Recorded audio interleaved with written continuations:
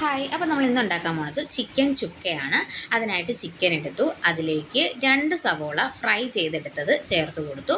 പിന്നെ തക്കാളിയും പച്ചമുളകും ചെറുതായിട്ട് അരിഞ്ഞ് ചേർത്ത് കൊടുത്തു. പിന്നെ ഇഞ്ചി വെളുത്തുള്ളി പേസ്റ്റ് ചേർത്ത് കൊടുത്തു. പിന്നെ നമ്മളെടുത്തത് മുളക് പൊടിയാണ്, എരിവുള്ള മുളക് പൊടി എടുത്തു 1 സ്പൂൺ അളവിൽ. പിന്നെ മല്ലിപ്പൊടി, മഞ്ഞൾപ്പൊടി, ചിക്കൻ മസാല, അതുപോലെ തന്നെ കുരുമുളകിൻ്റെ പൊടിയും ചേർത്ത് കൊടുത്തു.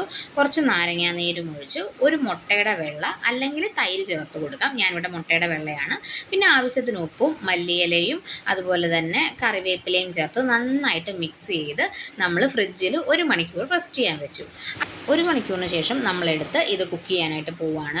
ചൂടായ എണ്ണയിലേക്ക് നമ്മൾ റെഡിയാക്കി വെച്ചിട്ടുള്ള നമ്മുടെ ചിക്കൻ്റെ മിക്സ് ചേർത്ത് കൊടുത്തു.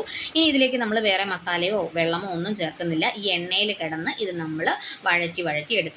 ഒരു 10 മിനിറ്റ് നമ്മൾ അടച്ചു വെച്ചു. അതിനുശേഷം തുറന്ന് നോക്കിയപ്പോൾ ഈ ഒരു പരിവായി. വീണ്ടും നമ്മൾ നന്നായിട്ട് മിക്സ് ചെയ്തതിന് ശേഷം മൂടി വെച്ച് വേവിച്ചു. ഒരു 10-15 മിനിറ്റ് 20 മിനിറ്റ് ആയപ്പോൾ നമ്മുടെ ചിക്കൻ ചുക്ക റെഡി ആയിട്ടുണ്ട്.